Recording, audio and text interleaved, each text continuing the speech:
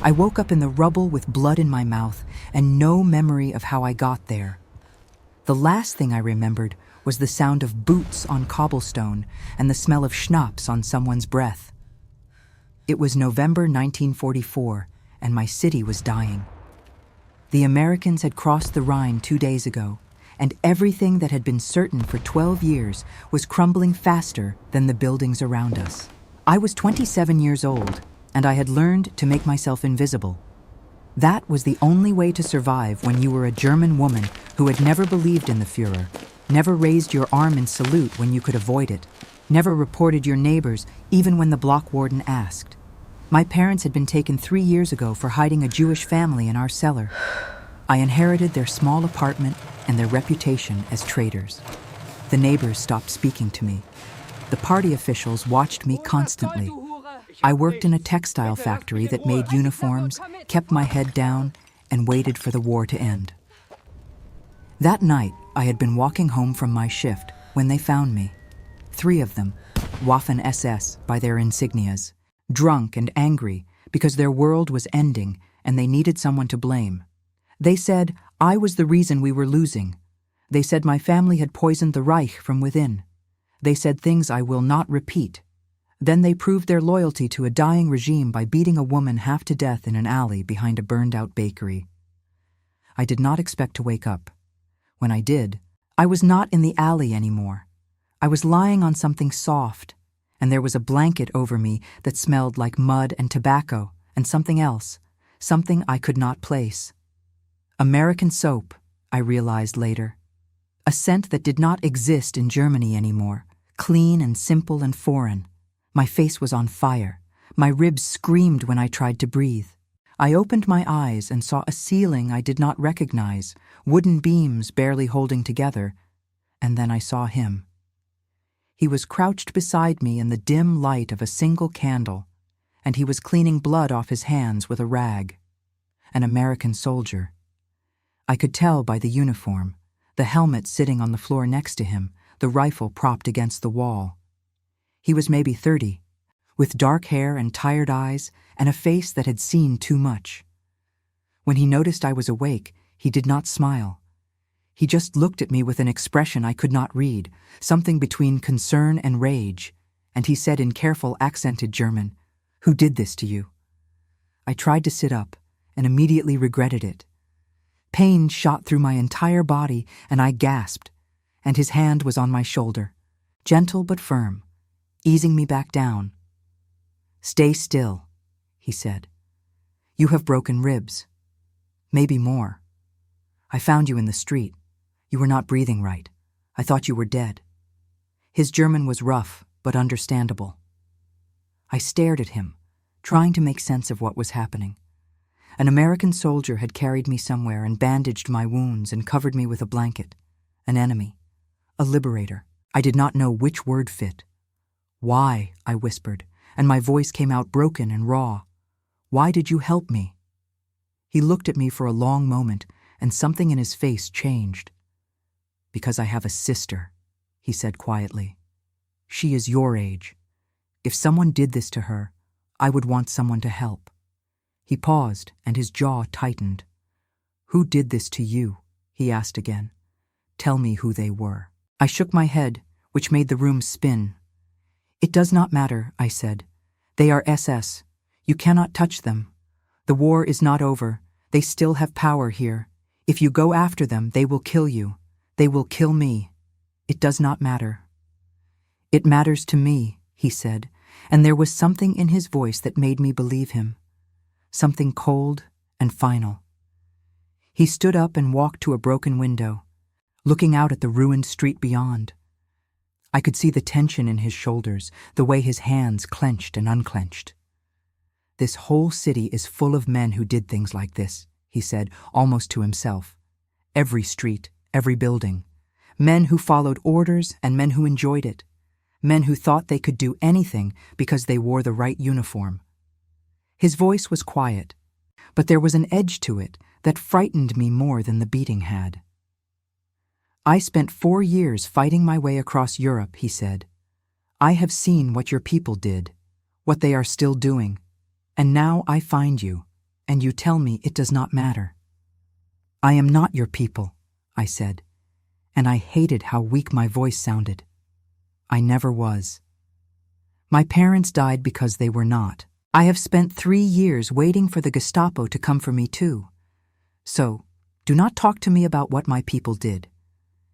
He turned and looked at me, really looked at me, and I saw something shift in his expression. I am sorry, he said finally. That was unfair. He came back and crouched beside me again. What is your name? Anna, I said. Anna Bergman. I am James, he said. James Connor. My friends call me Jim. He reached for a canteen and held it to my lips, and I drank even though every swallow hurt. You need a doctor, he said. But if I take you to the field hospital, they will ask questions. They will want to know who you are, why you were alone, what happened. And if anyone finds out I brought you here instead of leaving you for the medics to find, I will be in trouble. Big trouble. Then why did you bring me here? I asked. He was quiet for a moment. Because when I found you, he said slowly, you reminded me of every person I could not save in the last 4 years. Every village we came to too late. Every camp we liberated after most of the prisoners were already dead. Every child we found in the rubble. I am tired of being too late. He looked at me with those exhausted eyes. So I carried you here. This building is empty.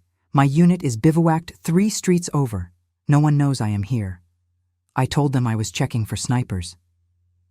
You should not have done this, I whispered. For me or for you. If they find out, if anyone sees us together, they will think I am collaborating. They will shave my head. They will parade me through the streets. That is what they do to women who are friendly with the occupiers. And you will be court-martialed for fraternizing with the enemy. I know, he said simply. He reached out and very carefully brushed a strand of hair away from my face, and his touch was so gentle that I felt tears sting my eyes. I know what the rules are, he said. But right now, I do not care about the rules. Right now, I care that someone hurt you and they are still out there. He leaned closer, and his voice dropped to almost a whisper. Tell me where to find them, Anna. Tell me their names. Tell me what they look like. And I promise you, by morning, they will not hurt anyone else. I should have said no. I should have told him to leave, to forget he ever saw me, to go back to his unit and let me disappear into the ruins like every other ghost in this dying city. But I looked into his eyes, and I saw something I had not seen in years. I saw someone who cared whether I lived or died, someone who was willing to break every rule to make sure the men who hurt me paid for it. And God help me, I wanted them to pay. I wanted them to feel even a fraction of the fear and pain they had given me. So I told him. I described the 3 of them, their faces, their ranks, the insignias on their collars. I told him they had been drinking at the officers' club near the old cathedral, and they would probably be there again tomorrow night, because they went there every night. I told him everything, and with every word I felt like I was signing both our death warrants. When I finished, he nodded slowly. Stay here, he said. Do not leave this building. I will bring you food and water tomorrow. In a few days, when you are stronger, I will help you get somewhere safe. But tonight, he stood up and reached for his rifle. Tonight I have work to do. Wait, I said, and he paused at the door. Why are you doing this? Really? You do not know me. I am German. I am supposed to be your enemy. He looked back at me, and in the candlelight, I could see the weariness in his face, the weight of everything he had seen and done. Maybe that is exactly why, he said, because the only way this war ends is if we stop seeing enemies and start seeing people. He adjusted the rifle strap on his shoulder. Get some rest, Anna. When you wake up, those men will not be a problem anymore. Then he was gone, disappearing into the darkness beyond the broken doorway, and I was alone with the candle and the pain and the terrible knowledge of what I had just set in motion. I lay there listening to the distant sound of artillery and the closer sound of my own heartbeat, and I tried to tell myself that I had done the right thing, that those men deserved whatever was coming for them, that this American soldier was not a murderer, but an instrument of justice. But I knew the truth. I had just met James Connor, and I had already made him into something he probably never wanted to be. A killer who hunted in the dark, an angel of vengeance. And the worst part was that I did not feel guilty. I felt relieved. For the first time in 3 years, someone was fighting for me instead of against me. Someone cared enough to risk everything. I closed my eyes and tried to sleep, but sleep would not come. All I could think about was the look in his eyes when he asked who did this to you, the cold fury beneath the gentle touch, the promise in his voice when he said they would not hurt anyone else. Part of me was terrified of what he was going to do. Part of me hoped he would do it slowly. The candle burned lower, and the night stretched on, and somewhere in the ruined streets of my dying city, James Connor was hunting. I did not know if I would ever see him again. I did not know if I wanted to. All I knew was that something had changed in those few minutes we spent together, something that could not be unchanged. He had saved my life, and I had given him permission to take others. We were bound together now, this American soldier and this German woman, bound by blood and secrets and a connection that neither of us should feel. Outside, the artillery rumbled like distant thunder, and I wondered if the sound would cover up whatever he was about to do. I wondered if those 3 men were drinking and laughing right now, celebrating their little victory over a traitor woman, not knowing that something was coming for them in the darkness, not knowing that their war was about to end in a way they never expected. I pulled the blanket tighter around myself and stared at the ceiling and waited for dawn, waited to see if James Connor would come back, waited to find out what kind of man I had unleashed into the night and what kind of woman I had become by letting him go. The candle finally guttered out and the room went dark, and I lay there in the blackness and tried not to think about the fact that I was already falling in love with him. It was too soon, too dangerous, too impossible. He was American. I was German. We were enemies by birth and circumstance, and any feeling between us was treason against both our nations. But my heart did not care about nations or armies or the rules of war.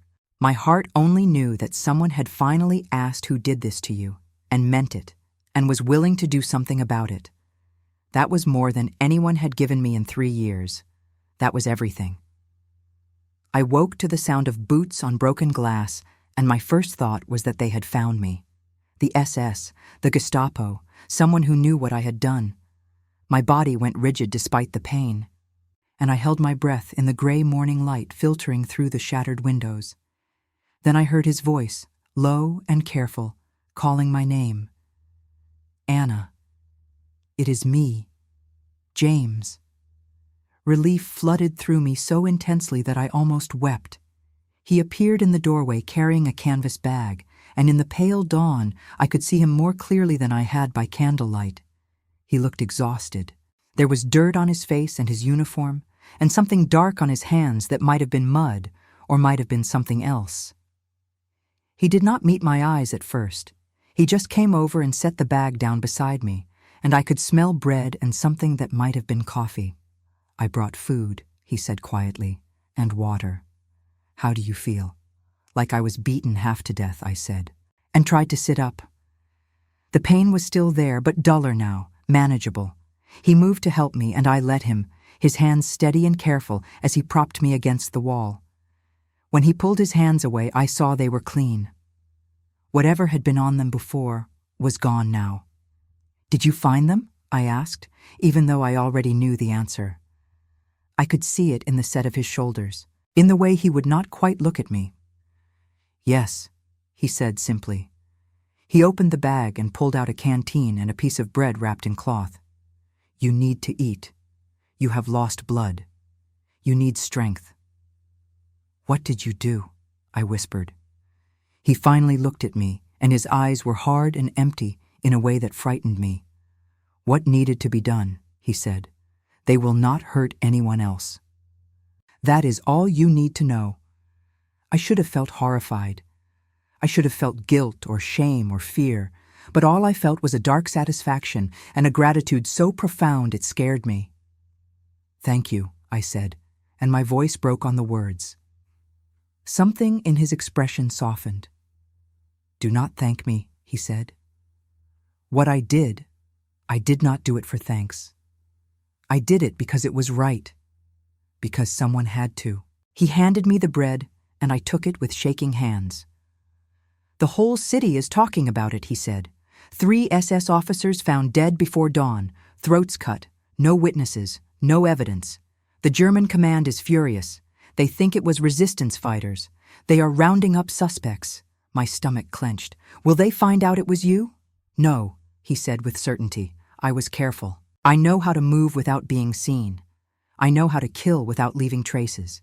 He said it matter-of-factly, like he was talking about fixing a carburetor or reading a map, and I realized that this was what the war had made him. A man who could speak about murder the way other men spoke about ordinary tasks. They will never connect it to me, he continued, and they will never connect it to you. As far as anyone knows, you are just another victim of the bombing, another body that will be buried in the rubble when this is all over. But I am not dead, I said. Not yet, he agreed. But you cannot go back to your apartment. If those men told anyone about you, if anyone saw them follow you that night, you will be a target. The SS does not forget. Even now, even when they are losing, they will come for revenge. He pulled out a tin cup and poured water from the canteen. You need to disappear for a while. Stay here, stay hidden until the city falls completely. It will not be long now. Another week, maybe 2. Then you will be safe. And what about you? I asked. What happens to you when your commanders find out you have been hiding a German woman in an abandoned building? When they find out you have been bringing her food and water and keeping her alive instead of turning her over to the authorities? He smiled, but there was no humor in it. Then, I will face whatever consequences come, he said. I have been in this war for 4 years, Anna. I have seen things that would break most people. I have done things I will never forgive myself for, and through all of it, I kept telling myself that I was one of the good guys, that I was fighting for something that mattered. But lately, he paused and looked out the broken window at the ruined street beyond. Lately, I have started to wonder if there are any good guys left. If maybe we all just became different versions of the same monster. You are not a monster, I said quietly. How do you know? He asked, turning back to me. You met me 12 hours ago. You do not know what I have done, what I am capable of. I know you carried me to safety when you could have left me to die, I said. I know you stayed with me when you should have reported me. I know you risked everything to make sure the men who hurt me would never hurt anyone else. That does not sound like a monster to me. That sounds like someone who still cares about right and wrong, even when the whole world has forgotten the difference. He stared at me for a long moment, and I saw something shift in his expression, something vulnerable and uncertain. You should not trust me, he said softly. You should be afraid of me. I just killed 3 men in cold blood. I did not give them a trial. I did not give them a chance to surrender. I hunted them down like animals, and I cut their throats while they begged for mercy, and I felt nothing. No guilt, no remorse, just satisfaction. Good, I said, and I meant it. They deserved it. They deserved worse. And if that makes me a monster too, then so be it. We looked at each other in the gray morning light, 2 people who had crossed lines that could never be uncrossed, and I saw the moment when we both realized that we were the same, broken by the war, hardened by loss, capable of terrible things in the name of survival or justice or revenge, and somehow, impossibly, drawn to each other because of it. He moved closer and knelt beside me, and very gently he reached out and touched my face where the bruises were darkest. Does it still hurt? He asked. Yes, I said. Everything hurts. I am sorry, he whispered. I am sorry I was not there sooner. I am sorry I could not stop them before they did this to you. You saved my life, I said. That is more than anyone else has done in 3 years. His hand lingered on my cheek, and I could feel the warmth of his skin, the calluses on his fingers, the slight tremor that said he was as affected by this moment as I was. We should not be doing this, he said, but he did not pull away. You are German. I am American. We are enemies. The war made us enemies, I said, but the war is ending. And when it is over, maybe we can choose who we want to be. Maybe we can choose each other. It was insane to say, reckless and dangerous and naive. But he did not laugh or pull away. Instead, he leaned forward and pressed his forehead against mine, careful not to hurt my injuries, and we stayed like that for a long moment. Just breathing, just being close, just allowing ourselves to feel something other than fear or rage or grief. I have to go, he said finally. My unit will be looking for me, but I will come back tonight. I will bring more food and blankets, and if you need anything, if anyone comes, if you are in danger, you hide. You stay silent. You do not try to fight. You wait for me. I will, I promised. He stood up, reluctance in every movement, and reached for his rifle. Anna, he said, and there was something in his voice that made me look up. What I did last night, what I am doing now, hiding you, protecting you, it is not because I think it will change anything. It is not because I believe we have a future together. The war is still happening. People are still dying. And when this city falls, when the fighting stops, I will have to leave. I will go wherever the army sends me next, and you will stay here and rebuild your life, and we will never see each other again. I know, I said, even though the words felt like glass in my throat. But until then, he continued, until that moment comes, I want you to know that I will do everything in my power to keep you safe. Not because you are German, or because I am American, or because of anything that happened before we met, but because when I found you in that alley, bleeding and broken, I saw someone worth saving, someone who deserved better than what this war has given her. And maybe, just maybe, by saving you, I can save some small part of myself too. Then he was gone, slipping out into the morning streets, and I was alone again with the pain and the fear and the impossible hope that maybe, despite everything, we could have more than just these stolen moments. That maybe when the war ended, we would find a way to be together. It was a foolish hope, a dangerous hope, but it was the only hope I had, and I clung to it like a drowning woman clings to a piece of driftwood. I ate the bread slowly, forcing myself to swallow, even though my throat was still swollen and every bite hurt. I drank the water and felt it settle in my empty stomach. Then I wrapped myself in the blanket that still smelled like him, and I tried to rest. But sleep would not come. My mind was too full of questions and fears and memories I could not shake. I thought about my parents, about how they had hidden the Rosenberg family in our cellar for 8 months before someone informed on us, about how the Gestapo came in the middle of the night and dragged everyone away. The Rosenbergs went to the camps. My parents went to prison and died there within 6 months, officially from typhus, but really from the systematic cruelty of a regime that could not tolerate dissent. I was 24 then, and I had thought I understood what evil looked like. But I had been wrong.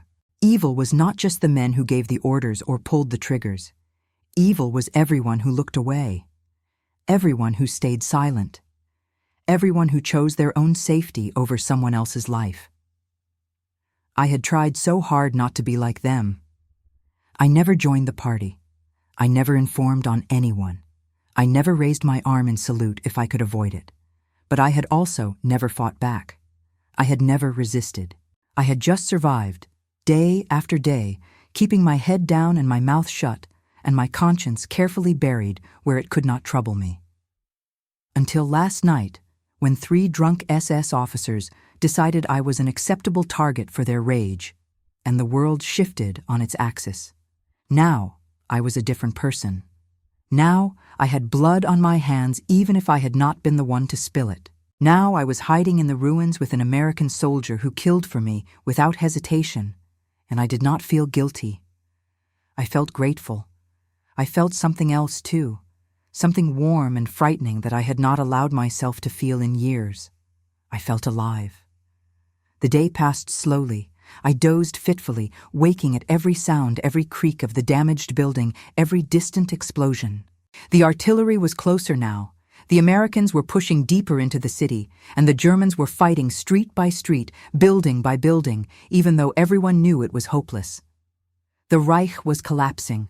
The Führer was insane, hiding in his bunker and issuing impossible orders.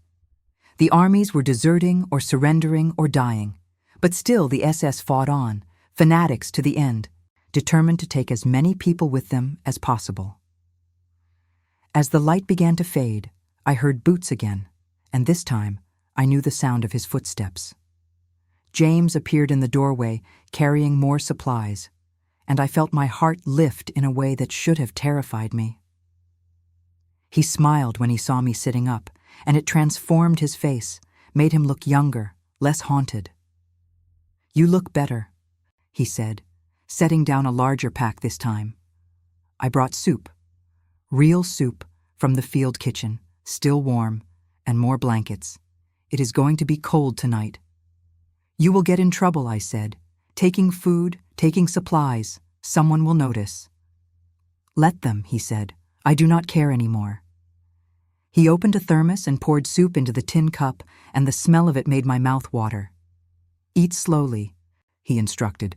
"Your stomach is not used to real food." I obeyed, sipping the soup carefully, and it was the best thing I had ever tasted. Salty and rich and warm. James watched me eat with an expression that made my chest ache, something tender and protective and hopelessly conflicted. "What happened today?" I asked between sips. "In the city." "More fighting," he said.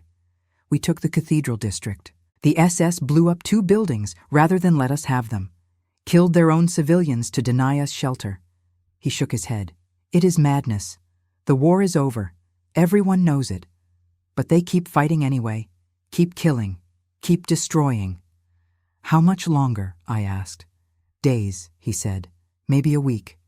We have overwhelming force. Air superiority. They have nothing left but fanaticism." He sat down on the floor beside me, close enough that I could feel the warmth radiating from him. "The commanders are talking about Berlin, about the final push, about ending this once and for all."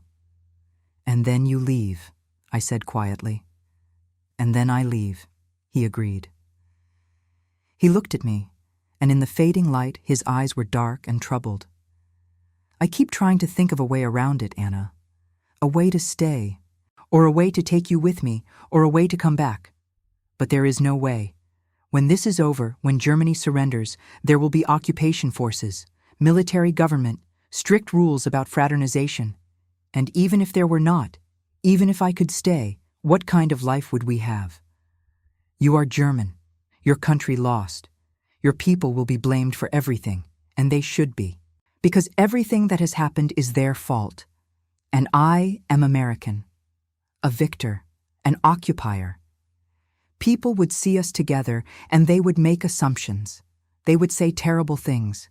They would hurt you worse than those men did. Then we will have a few days," I said. "Maybe a week. That is more than most people get in wartime. That is more than I ever thought I would have."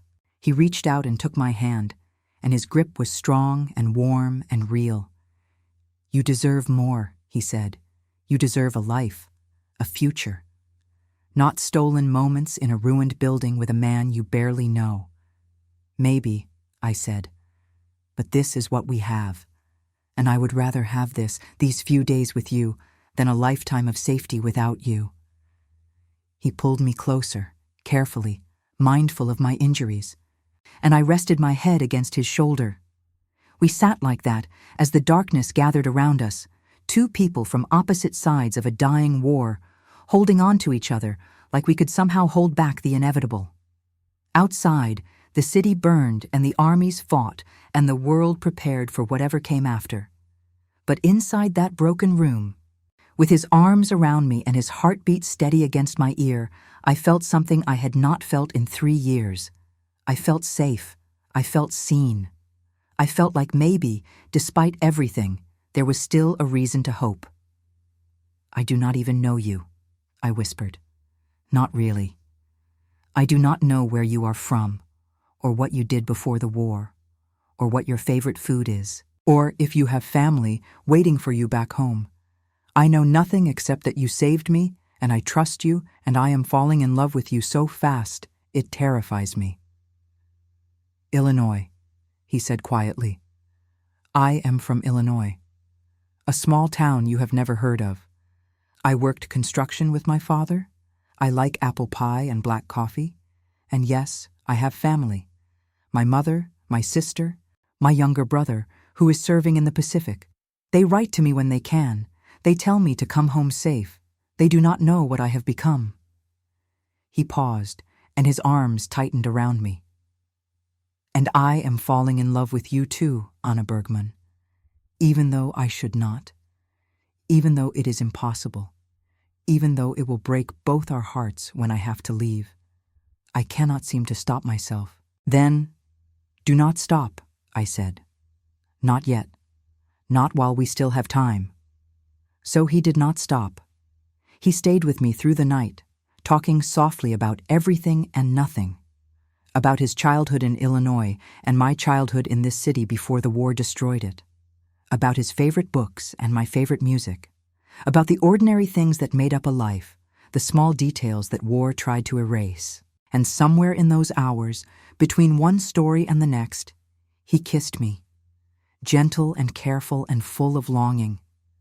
And I kissed him back, ignoring the pain in my split lip, ignoring everything except the feeling of his mouth on mine and the impossible rightness of it. We fell asleep tangled together on the floor, wrapped in army blankets and each other. And for the first time since my parents died, I felt like I belonged somewhere. Like I had found something worth fighting for, worth surviving for, even if it could only last a few more days, even if it would end in heartbreak and separation and loss. Because some things are worth the pain that comes after. And James Connor, this American soldier who killed for me and held me and saw me as human when the rest of the world saw me as enemy, was worth everything. 3 days passed like a dream and a nightmare woven together. 3 days of James slipping away at dawn to return to his unit and coming back each night with food and supplies and stories about the shrinking perimeter of German resistance. 3 days of stolen conversations and careful touches and the growing certainty that we were running out of time. My body healed slowly. The worst of the bruises faded from purple to green to yellow. My ribs still ached when I breathed too deeply, but I could move without gasping now. I could stand and walk around the ruined building. I could even venture to the broken window and look out at the city dying around us. The fighting was constant.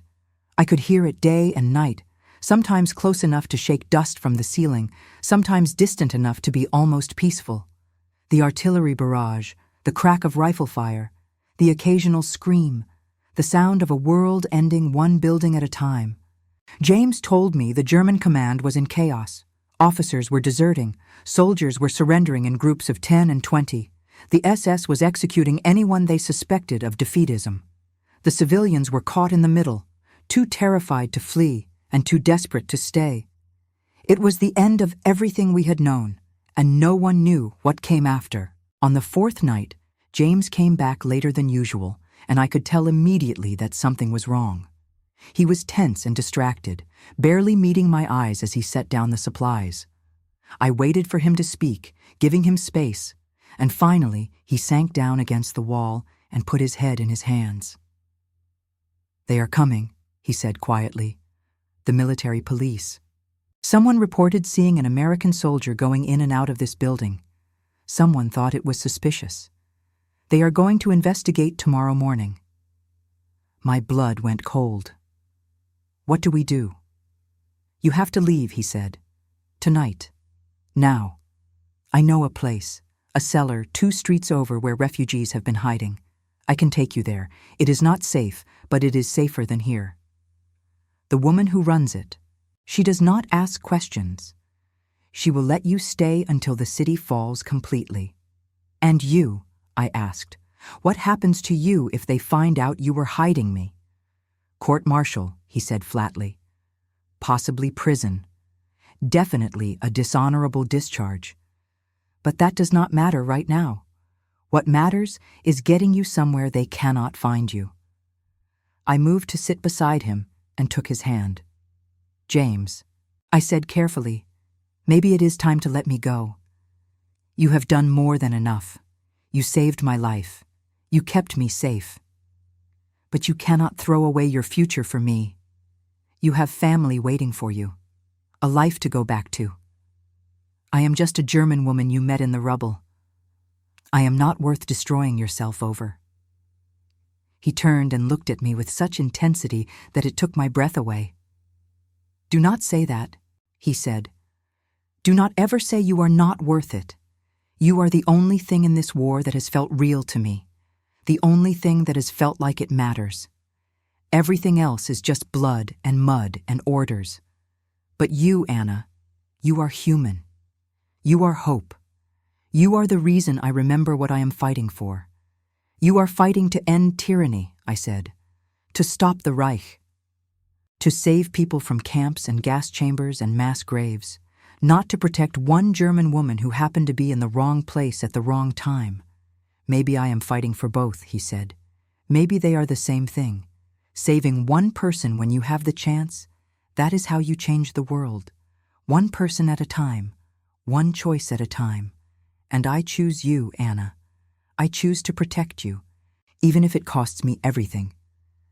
I felt tears burn my eyes, and I blinked them back furiously. I had not cried in 3 years, not since my parents died, and I was not going to start now.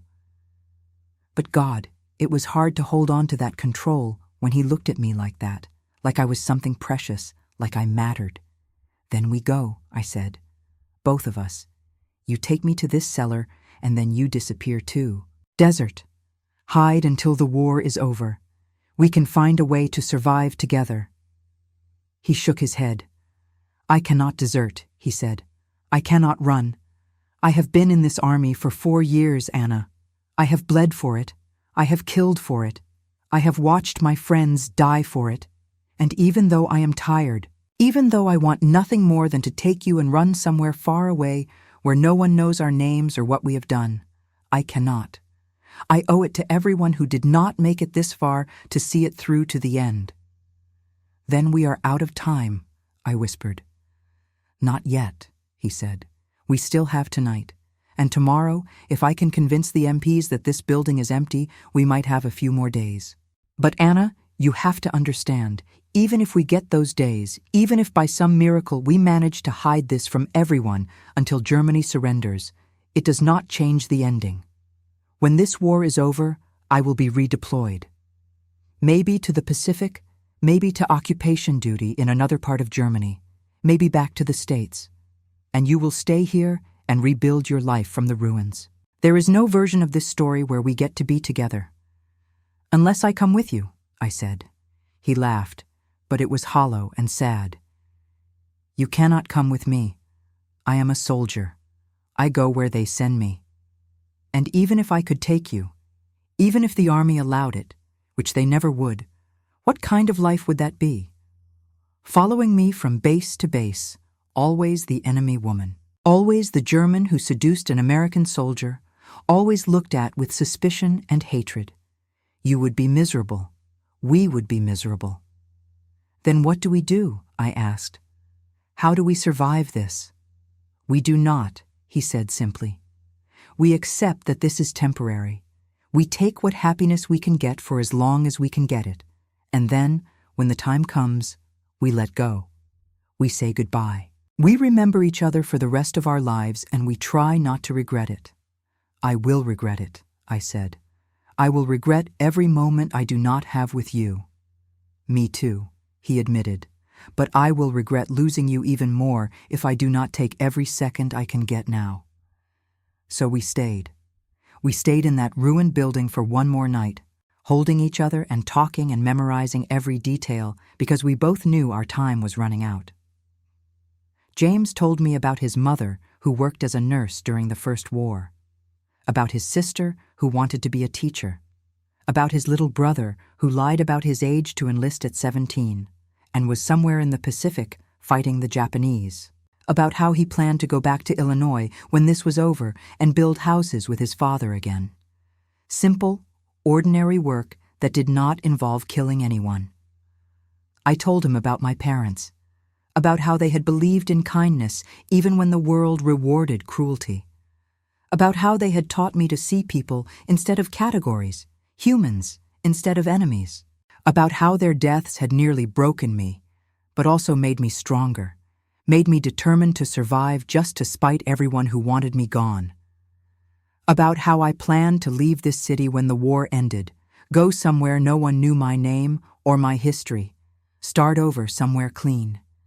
Do you think we will find each other again? I asked as the night stretched toward dawn, when the war is over and the world is sane again. Do you think we will somehow, impossibly, find our way back to each other? I do not know, he said honestly. The world is a big place. We might be scattered to opposite ends of it. We might never even learn what happens to each other. He pulled me closer, and I could hear his heartbeat, steady and strong. But I like to think that maybe, someday, when enough time has passed and the wounds have healed, we will both be standing on a street corner somewhere and we will see each other across the crowd. And we will remember. And maybe then, when we are not enemies anymore, when the war is just history, maybe then we can have the life we should have had now. That is a nice dream, I said. It is all we have, he replied. We fell asleep as the sky outside began to lighten, and I dreamed of a world where we met in peacetime, where I was just Anna and he was just James, and there were no uniforms or borders or hatreds between us, where we could walk down a street together without fear, where we could build something that lasted. It was a beautiful dream. It felt almost real, and when I woke up to the sound of shouting outside, I knew it was over. James was already at the window, tense and alert, peering through a crack in the boards. "Military police," he said quietly. "3 of them. They are coming this way." He turned to me, and his face was calm, but his eyes were desperate.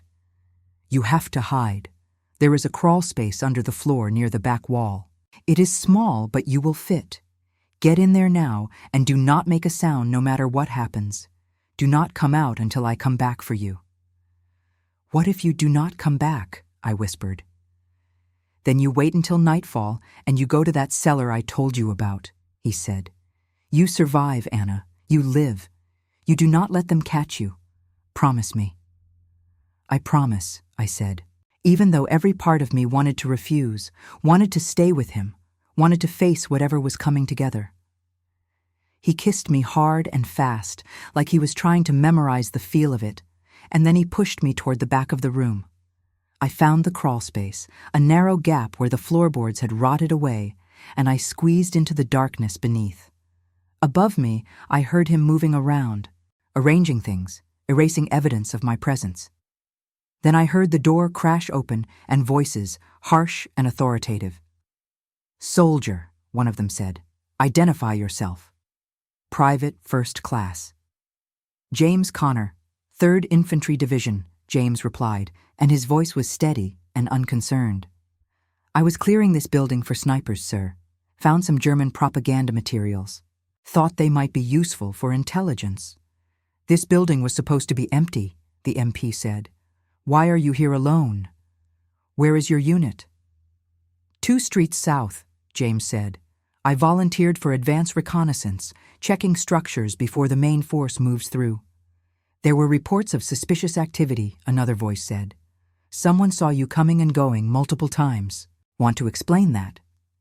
"I have been here 3 times in 4 days," James said calmly.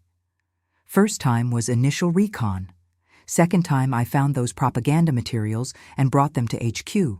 Third time is now, making a final sweep before we move on. Is there a problem, sir?" There was a long silence. I lay in the darkness, barely breathing, feeling splinters press into my skin, smelling damp earth and rot. Above me, boots moved across the floor.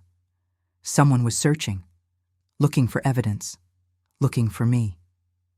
"Temperature in here," one of them said. "Warmer than it should be. Someone has been keeping a fire." "Possible," James said. "Could be refugees. Civilians hide everywhere. Most of them ran off before we got here." More silence, more footsteps. My heart was hammering so hard, I was sure they could hear it. Then one of them said, "Your CO know you are out here playing hero, Connor." "Yes, sir," James lied smoothly. "I report my movements. Everything is documented." "Well, document this," the first voice said coldly. "You are out of position, away from your unit, in an unsecured building without authorization. That is a court-martial offense, soldier. Consider yourself under arrest." "Sir, I was following standing orders to," James started, but they cut him off. "Save it for the tribunal," another MP said. "We have been watching this building. We know something is not right here. And we are going to find out what." He raised his voice. "Anyone else in here, you better come out now. If we have to search and we find you, it will go worse for you." I pressed my hand over my mouth to keep from making any sound. The silence stretched out. I could hear them moving, searching, getting closer to where I was hidden. Then James spoke again, and his voice was different now, harder, colder.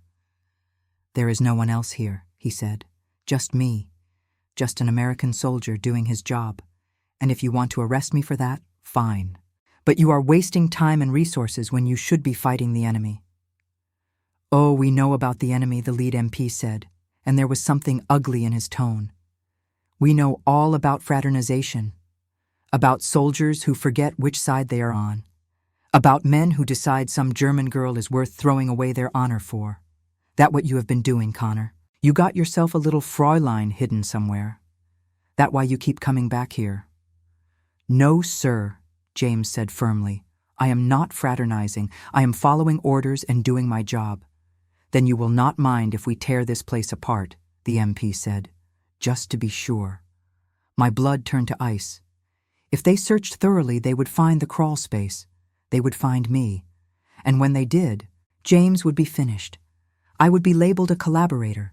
We would both pay for every moment we had stolen. I started to move, started to push myself up, ready to give myself up and at least save him from the worst of it. But then I heard something that stopped me cold. An explosion. Close. So close the building shook and dust rained down from the ceiling. Then another. Artillery. The MPs shouted, confused and angry. And James said calmly, "Sounds like the Germans are counterattacking." "Sirs, with respect, we should probably take cover or get back to the unit. This building is not structurally sound. More explosions. The sound of machine gun fire. Someone screaming orders outside. The MPs swore and I heard them running for the door, and then James' voice, hard and commanding. "Move out, get to cover. I will follow. Go." Boots thundering, the door slamming. Silence. Then James' voice, quiet and urgent. "Anna, stay down. Do not move. I will come back for you when it is safe. I promise." Then he was gone too, running into the chaos outside, and I was alone in the darkness with the sound of war raging above me. I stayed frozen in that crawl space for what felt like hours, listening to the battle, praying that James was alive, praying that he would come back, praying that this was not the end. But deep down, I knew the truth. Everything was unraveling. Our time was up, and when James came back, if he came back, we would have to face the fact that we could not keep doing this, that we were living on borrowed time, that every moment together brought us closer to the moment when we would be forced apart. The artillery finally stopped. The gunfire faded to sporadic shots. I heard voices shouting orders, people running, the sounds of an army consolidating after a skirmish. And still I waited, because I had promised him I would wait, and a promise to James Connor was the only sacred thing I had left. Darkness fell. The voices faded. The city went quiet, except for the occasional distant boom. And finally, I heard the floorboard creak above me and his voice, hoarse and exhausted. "Anna, it is me. You can come out now." I crawled out of the crawl space, covered in dirt and cobwebs, my whole body cramping from being still for so long. James was there, reaching down to help me up, and in the moonlight I could see blood on his sleeve and a cut across his cheek and exhaustion so deep it looked like he might collapse. "Are you hurt?" I asked, touching his face gently. "Nothing serious," he said. The counterattack was real. We pushed them back, but it was close. The MPs, they got reassigned to another sector. They will not be back tonight. Maybe not tomorrow either. But Anna, he looked at me, and I saw the truth in his eyes. We cannot keep doing this. We cannot keep hiding. It is only a matter of time before someone finds out, before we get caught, before one of us gets killed. "I know," I whispered. "Tomorrow night," he said, "I will take you to the cellar. You will stay there until the city falls." And then he stopped, his voice breaking slightly. "And then you will be free, safe. And I will go back to my unit, and I will finish this war, and I will try to forget that I fell in love with you." "I will never forget," I said, "not if I live 100 years. You saved me, James Connor. In every way a person can be saved, and I will love you for it until the day I die." He pulled me into his arms and held me like he could stop time by sheer force of will. We stood there in the ruins, two people from opposite sides of a dying war, and we both knew that we had one more night, one more chance to be together before the world pulled us apart, and we were going to take it, every second of it. Because that was all we had left. That last night together felt both endless and impossibly short. We did not sleep. We could not bear to waste a single moment in unconsciousness, when consciousness meant being together. James held me, and I held him, and we talked about everything we had never had time to say. All the small confessions and dreams and fears that normal couples share over months or years, compressed into a handful of hours, because that was all we had. He told me about the first man he killed, a German soldier barely 18 years old who had been firing on James's squad from a church tower in France. James had shot him cleanly through the chest and watched him fall and felt nothing at first, just relief that the threat was over. But later, when they secured the town and James climbed that tower and saw the boy's face, saw the letter from his mother still clutched in his dead hand, something broke inside him. He had nightmares about it for months. Still did sometimes. I told him about the day my parents were taken, how I had been at the factory working a double shift, and when I came home, the apartment was destroyed. Furniture overturned, my mother's favorite teacup shattered on the floor. The neighbors would not look at me. No one would tell me where they had gone. It took me 3 days to find out they were in prison. 3 months before I learned they were dead. And in those 3 months, I had hoped. God help me. I had hoped they would come back. That somehow they would survive. That the Reich would show mercy. I told him how that hope had died when the official letter came, and how I had burned it without reading past the first line because I could not bear to see the lies they invented to explain away murder. "We are both so broken," I whispered against his chest. "The war took everything from us, made us into people we never wanted to be." "Maybe," he said quietly. "Or maybe it just revealed who we always were. Strong enough to survive, brave enough to love even when it is dangerous. Human enough to care about each other despite everything telling us not to." "I wish we had met before," I said. "Before the war. Before all of this. I wish I could have known you when you were just James. The construction worker from Illinois who liked apple pie and had never killed anyone. And I wish I could have known you when you were just Anna," he said, "who had parents who loved her and a future that did not involve hiding in rubble. But we did not meet before. We met now, in this, and maybe that is the only way we could have met." Maybe we needed to be broken first to understand each other, to see each other. "Do you believe in fate?" I asked. "In meant to be?" "No," he said. "I believe in choices. I believe I chose to carry you out of that alley instead of leaving you. I believe you chose to trust me instead of fearing me. I believe we both chose to feel something real in the middle of all this death. That was not fate. That was us, deciding to be human when it would have been easier not to be. Then, I choose you," I said, "for as long as I can, even if it is only until dawn." Dawn came anyway. It always does. The light crept through the broken windows, and the city began to wake, and with it came the sounds of an army preparing to move. James stirred, and I felt him tense, felt him start to pull away, and I held on tighter for just a moment more before letting go. "I have to report back," he said. "They will be looking for me. But tonight, after dark, I will come for you. I will take you to the cellar, and I will make sure you are safe." And then he stopped, unable to finish the sentence. "And then you leave," I finished for him, "and I stay. And we become memories to each other." "Anna," he said. And there was so much pain in his voice that I almost told him not to say it, not to make it real with words. But he said it anyway. "I love you. I know it is insane and impossible and wrong by every rule that matters. But I love you. And I will carry that with me for the rest of my life. Every battle, every mile, every moment. I will remember you. I will remember this. I love you too," I said.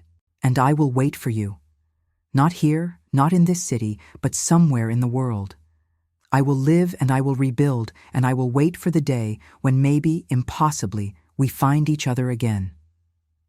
He kissed me one last time, soft and desperate and final. And then he stood and gathered his gear and walked out into the morning. I watched him go from the window, watched him disappear into the ruined streets, and I felt something tear inside my chest. A wound that would never fully heal. The price of loving someone you cannot keep.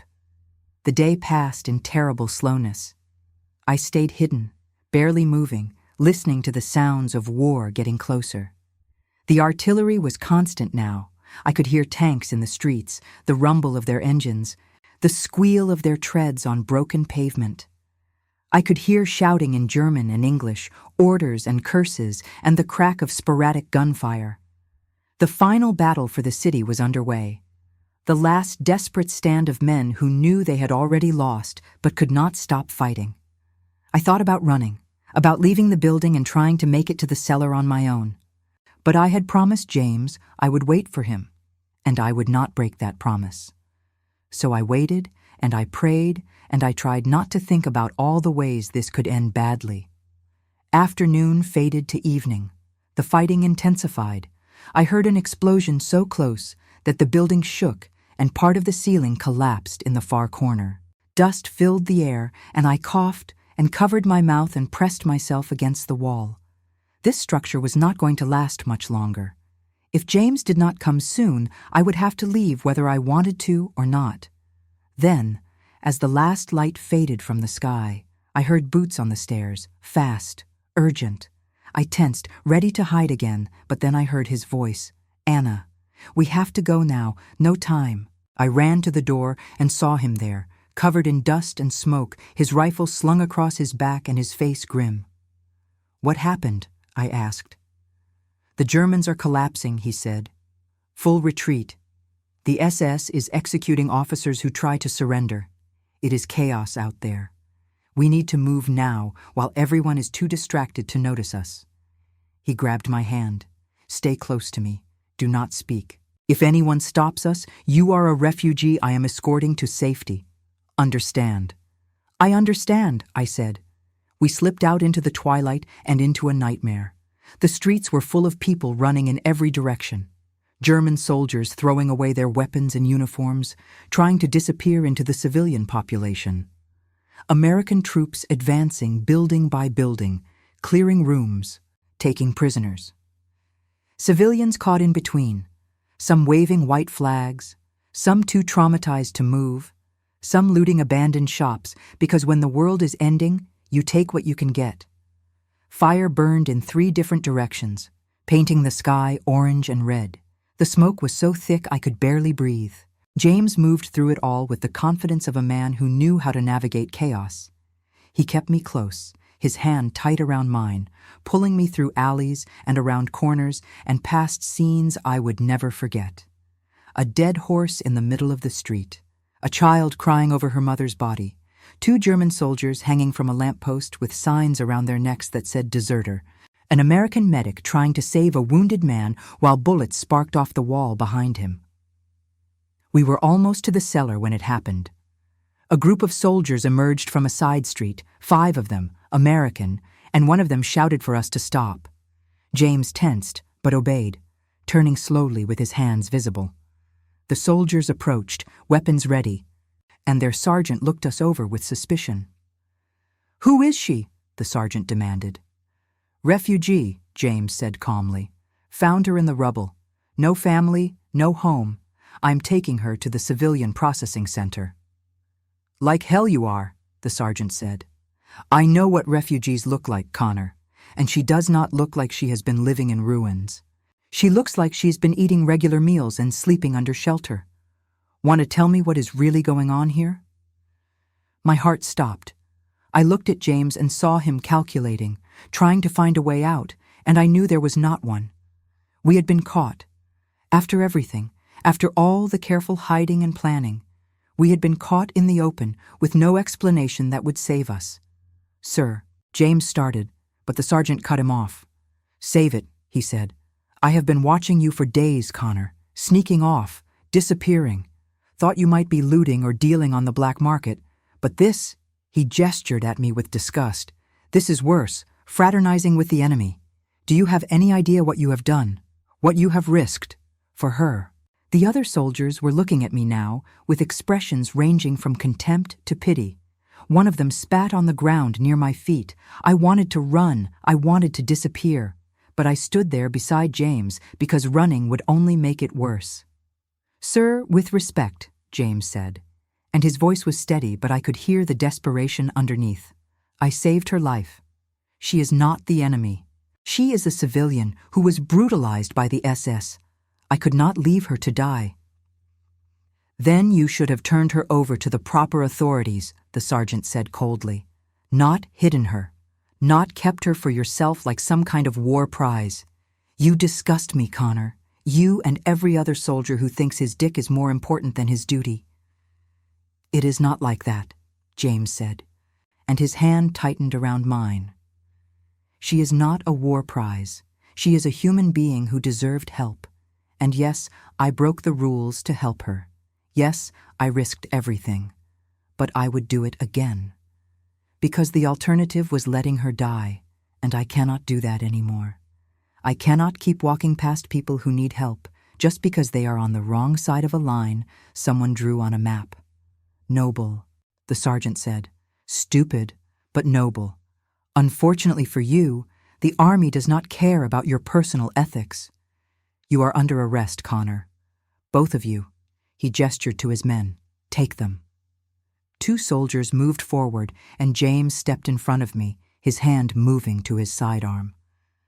"Sir, do not do this," he said quietly. "Let her go.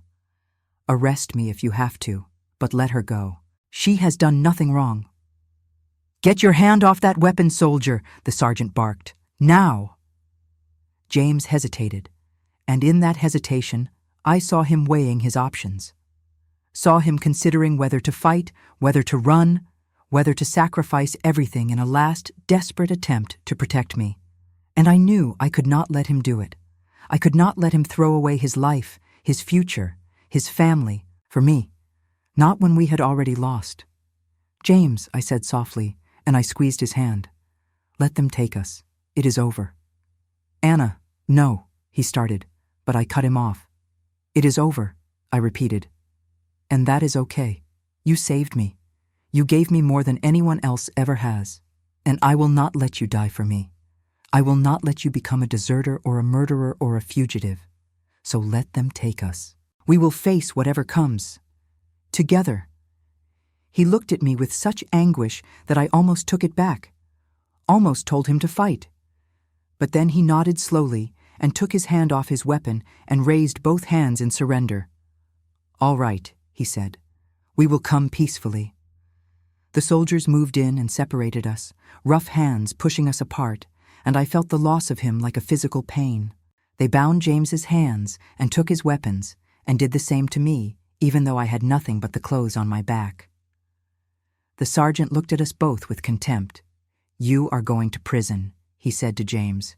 And you, he looked at me, you are going to be processed as a collaborator. They will shave your head and march you through the streets and let the good citizens of your city spit on you and call you whore. That is what happens to German women who sleep with the enemy. I am not ashamed, I said, and my voice was stronger than I expected. I would do it again. He saved my life. He is a better man than anyone I have known. And if loving him makes me a traitor, then I am proud to be a traitor. The sergeant laughed, cold and mocking. We will see how proud you are after a few days in a cell, he said. Take them away. They marched us through the streets, James in front and me behind, and people stopped to watch. American soldiers shaking their heads in disgust, German civilians looking at me with hatred because I had betrayed them by loving the enemy. Children throwing rocks, women screaming, men shouting, everyone needing someone to blame for the war, for the loss, for the destruction. And I was convenient. James was convenient. We were the scapegoats for everyone's rage. But I did not bow my head. I did not cry. I looked straight ahead, and I thought about the nights in that ruined building. The way he held me. The way he saw me as human when everyone else saw me as less. The way we loved each other despite everything. And I knew, even as they dragged us toward whatever punishment awaited, that I would not trade those moments for anything. Not for safety, not for approval, not for a life without pain. Because loving James Connor had been the first real thing I had felt in 3 years. And real things, even when they hurt, even when they end badly, are worth more than a lifetime of numbness. They threw us into separate cells in the basement of a building that had once been a hotel. I could hear James in the cell next to mine, could hear him breathing, could hear him whisper my name through the wall. I pressed my hand against the cold stone and whispered back, I am here. I am all right. I love you. I love you too, he said. And Anna, whatever happens, whatever they do to us, do not regret it. Do not regret loving me. Never, I promised. Not for a single second. And in the darkness of that cell, with the war still raging outside and our futures uncertain and everything we had built together destroyed, I felt something strange. I felt peace. Because I had loved and been loved. Because I had chosen humanity over hatred. Because I had found someone worth fighting for even in the darkest moment of my life. They could take everything else, but they could not take that. They could never take that. I spent 3 days in that cell before anyone came to tell me what would happen next. 3 days of cold stone and thin soup and the sound of James breathing through the wall. We whispered to each other when the guards were not listening. Small things, memories, promises that we both knew we might not be able to keep. He told me not to be afraid. I told him the same. We were both lying. On the 4th day, a military lawyer came to see me. A captain, young and tired, with a briefcase full of papers and an expression that said he had seen too many cases like mine. He sat across from me in the interrogation room and laid out my options in a voice devoid of emotion. You are being charged with collaboration, he said, specifically engaging in an inappropriate relationship with an occupying soldier. The evidence is circumstantial but compelling. Private Connor has not denied the relationship. In fact, he has confirmed it and taken full responsibility. He paused and looked at me. You understand what this means? I understand, I said. What will happen to him? Court-martial, the lawyer said. Dishonorable discharge at minimum. possibly prison time, though given the circumstances and his service record, the sentence may be reduced. He will lose his benefits. His family will lose their survivor benefits if he does not make it home. His record will follow him for the rest of his life. He pulled out a document and slid it across the table. However, there is an alternative. I looked at the papers but did not touch them. What kind of alternative? You sign a statement saying that Private Connor coerced you, that he threatened you, forced you to cooperate, took advantage of your vulnerable position. You testify that you were a victim, not a willing participant. If you do that, the charges against you will be dropped. You will be processed as a refugee and given assistance. And Private Connor, he paused, Private Connor will face much more severe charges. But you will be free. I stared at him in disbelief. You want me to lie. You want me to destroy him to save myself. I want you to make a choice, the lawyer said. A pragmatic choice. Private Connor is going to face consequences either way. The Army does not tolerate fraternization. But if you cooperate, if you play the victim, you can at least save yourself. You can have a life after this. And what kind of life would that be, I asked. Built on a lie. Built on the betrayal of the only person who has shown me kindness in 3 years. You think I could live with that? I think you could live, he said flatly. Which is more than you will do if you insist on protecting him. The German civilians, they are not going to be kind to you when this gets out. They will see you as a traitor, a whore. They will make your life hell. And for what? For a man you knew for less than 2 weeks. A man who will be gone as soon as the Army moves him. He saved my life, I said. He risked everything for me. And you want me to repay that by destroying him. I will not do it. I will not sign your papers. I will not lie. The lawyer sighed and gathered his documents. Then you are a fool, he said, but it is your choice. He stood and walked to the door, then paused. For what it is worth, he said without looking back, Private Connor said the same thing. He refused to let you take the blame, refused to let you be painted as a victim, said you were the strongest person he ever met, and he would not dishonor you by pretending otherwise. He tapped on the door, and the guard opened it. You deserve each other, the lawyer said. I just hope you both survive what is coming. They took me back to my cell, and I sat in the darkness and thought about what he had said, about choices and consequences and the price of love. And I knew, with absolute certainty, that I had made the right choice. I would rather face persecution and hatred with my integrity intact than save myself by betraying James. Some things were worth more than survival. Some things were worth dying for. 2 more days passed. The war ended. We heard it through the walls, the guards talking excitedly, the sound of celebration in the streets above. Germany had surrendered. The Reich was finished. Hitler was dead. The nightmare was over. And James and I were still locked in cells, waiting to learn our fate. On the 6th day, they came for us. Both of us. They brought us to a larger room where a tribunal had been assembled. 3 officers behind a table, looking grim and official. The charges were read. Fraternization with the enemy, unauthorized harboring of a foreign national, conduct unbecoming, dereliction of duty.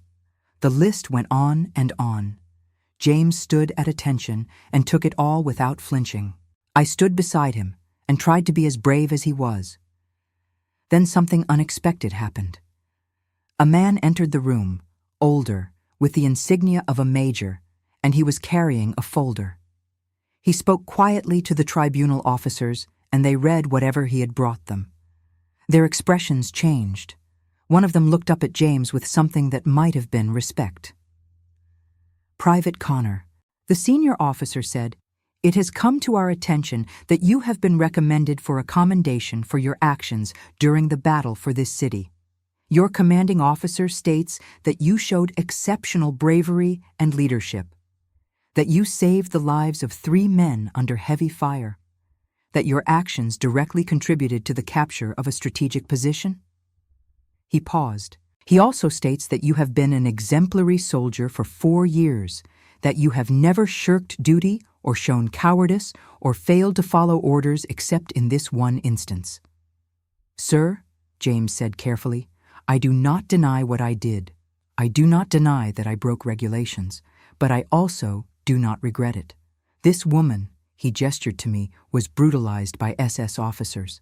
I found her dying in the street. I gave her medical aid and shelter. And yes, I developed feelings for her. But those feelings did not compromise my duties. I fought when ordered to fight. I followed every command. I simply also chose to act with compassion when I had the chance. The officer studied him for a long moment. You put the Army in a difficult position, Private Connor. We cannot ignore fraternization. We cannot set a precedent that allows soldiers to make their own rules. But we also cannot ignore 4 years of exemplary service, or the fact that the war is over and the rules are about to change anyway. He looked at the other officers and they nodded. We have decided on a sentence. You will be reduced in rank. You will forfeit 1 month's pay. You will receive a formal reprimand in your service record. But you will not be court-martialed. You will not be imprisoned. And when your current term of service is complete in 3 months, you will be honorably discharged. James stood very still. And Anna, he asked quietly, what happens to her? The officer looked at me. Fräulein Bergmann, he said, you are being released with no charges. The circumstances of your case are complicated and the war is over. We are not in the business of punishing civilians for surviving. You are free to go. I could not believe what I was hearing. We were not going to be separated. We were not going to be punished beyond what James had already accepted. We were being given a chance, a slim, fragile, impossible chance. Thank you, sir, James said, and his voice was rough with emotion. Do not thank me yet, the officer said. Private Connor, you are being reassigned immediately. You will ship out tomorrow morning to Berlin for occupation duty. You will have no contact with Fräulein Bergmann during your remaining service. Any violation of this order will result in immediate court-martial and imprisonment. Is that understood? Yes, sir, James said, and I felt my heart break all over again. We were being given freedom, but not together. We were being separated anyway, just in a different way. You are dismissed, the officer said.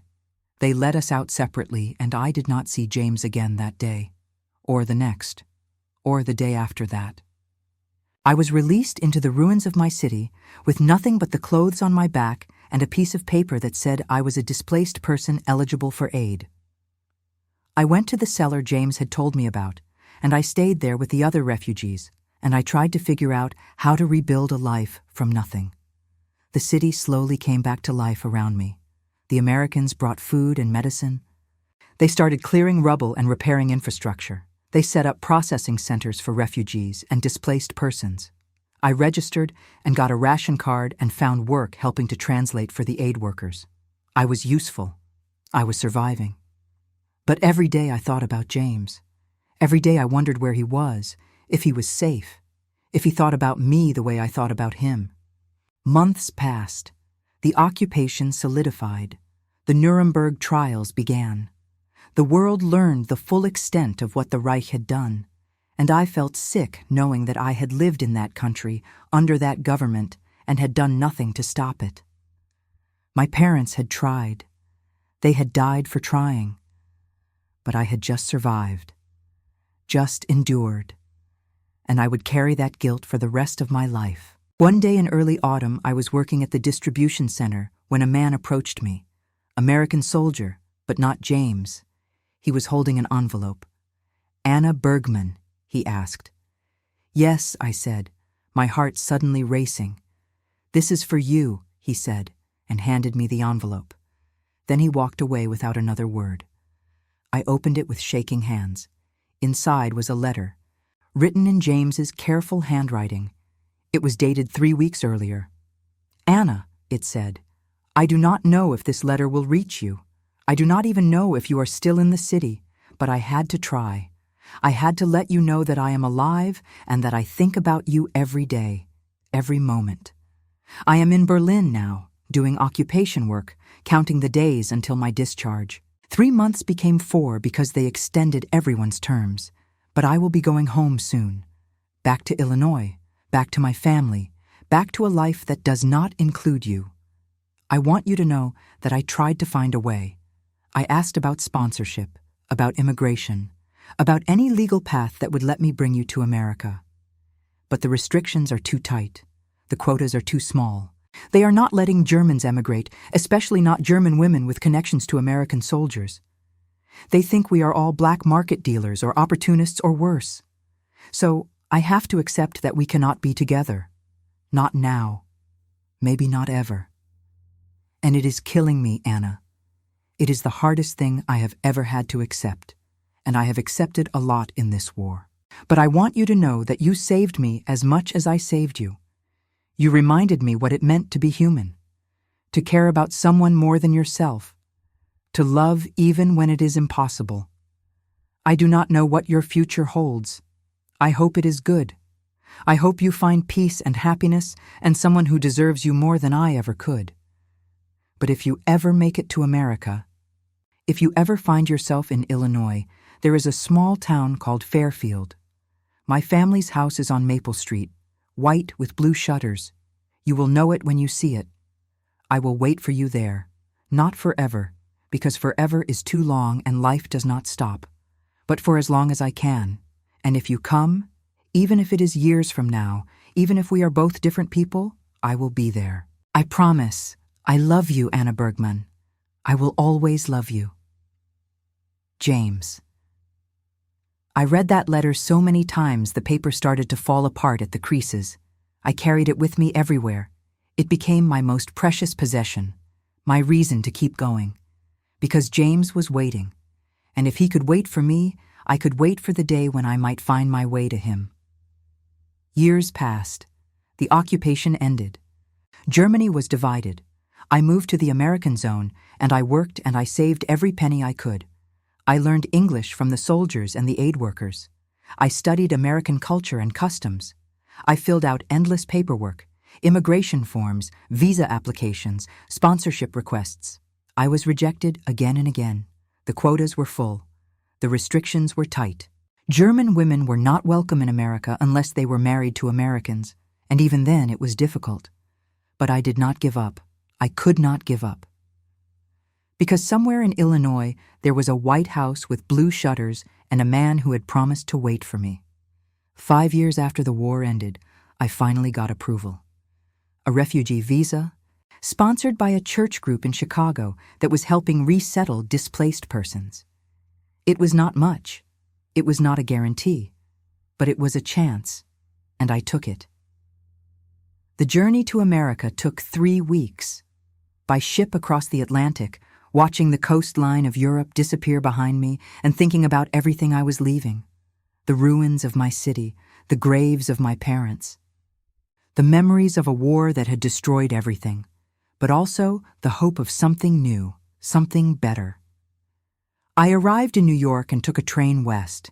Illinois was vast and flat and beautiful in a way I had never imagined. When I reached Chicago, I found the church group that had sponsored me, and I told them I needed to get to Fairfield. They looked at me strangely, but they arranged transportation. And on a cold afternoon in March of 1950, I stood on Maple Street looking at a white house with blue shutters, and I thought my heart would stop. I walked up to the door. I knocked, and I waited. The door opened, and there he was, James Connor, older now, with lines around his eyes and gray starting at his temples. He was wearing civilian clothes, work clothes, and he had sawdust in his hair. He stared at me like he was seeing a ghost. "Anna," he whispered. "Hello, James," I said, and my voice broke on his name. He did not say anything else. He just pulled me into his arms and held me like he would never let go. And I held him back, and I cried for the first time since my parents died.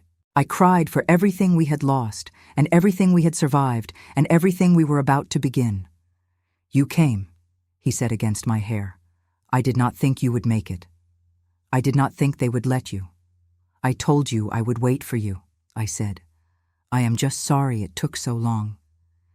He pulled back and looked at me, really looked at me, and I saw the same love in his eyes that I had seen in that ruined building 5 years ago.